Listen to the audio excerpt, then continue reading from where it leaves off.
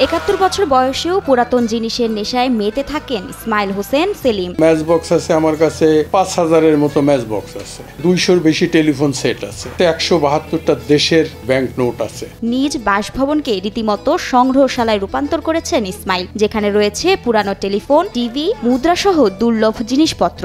এই একটা টেলিফোন আমার খুব পছন্দের টেলিফোন। এই টেলিফোনটা যেমন এইভাবে কথা বলে এবং এইটা দিয়ে শোনার জন্য এবং এইভাবে কথা বলার জন্য এই টেলিফোনটা আমার খুব পছন্দ। ইংল্যান্ড, যুক্তরাষ্ট্র, Germany, Hungary, Russia, Japan, Korea, Malaysia সহ বিভিন্ন দেশের ফোন আছে ইসমাইলের ভান্ডারে, যার মধ্যে রয়েছে শত বছরের পুরানো টেলিফোনও।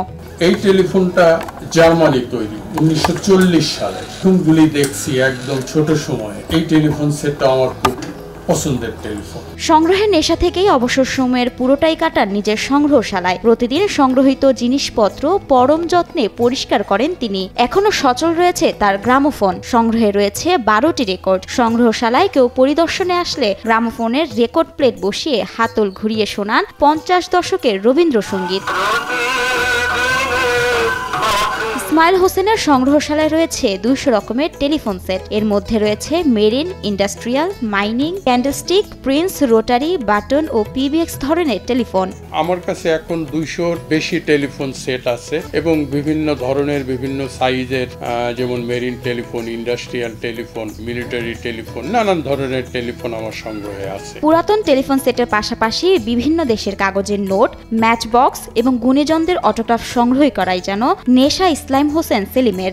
Mother Teresa, Nelson Mandela, Kofi Annan, Brojen Das সহ দেশ বিদেশের খ্যাতিমান 60 জন ব্যক্তির অটোগ্রাফও রয়েছে তার সংগ্রহে। ব্রোজেন দাস, যিনি প্রথম বাঙালি, বাংলাদেশি এবং এশিয়ান এই হিসাবে তিনি প্রথম ইংলিশ চ্যানেল জয় করেন। উপমহাদেশের ব্রিটিশ আমল, পাকিস্তান আমল এবং বর্তমান বাংলাদেশের সব ধরনের টাকার নোট ও স্মারক নোট সহ 172টি দেশের ব্যাংক নোট রয়েছে ইসমাইলের সংগ্রহে।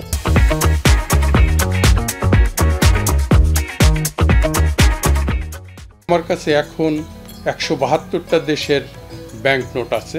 আমার কাছে পৃথিবীর প্রচলিত সবচেয়ে বড় সাইজের যে ব্যাংক নোট, সেই ব্যাংক নোট আমার কাছে আছে। এটা রাশিয়ার 1912 সালের।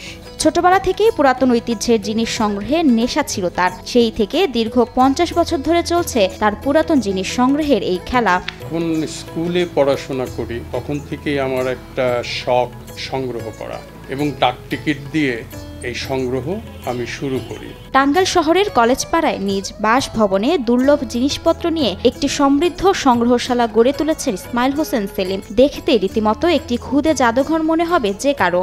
বাবা যেই সংগ্রহগুলো রেখেছে এখানে, এগুলা আমি প্রায় আসি বাবার কাছে, এসে দেখি। আমার নিজের অনেক কৌতূহল জন্মায় যে এগুলা বাবা কই থেকে সংগ্রহ করছে। আমার সাথে যারা কানেক্টেড তারা জানে যে বাসায় আসলে একবার হলেও আসবে এখানে, যে আঙ্কেল এবার নতুন কি সংগ্রহ করেছে এটা দেখার জন্য। ঐতিহ্যের সঙ্গে নতুন প্রজন্মের পরিচয় ঘটাতে সংগ্রহিত জিনিস নিয়ে একটি প্রদর্শনীর পরিকল্পনা করছেন বলেও জানান ইসমাইল।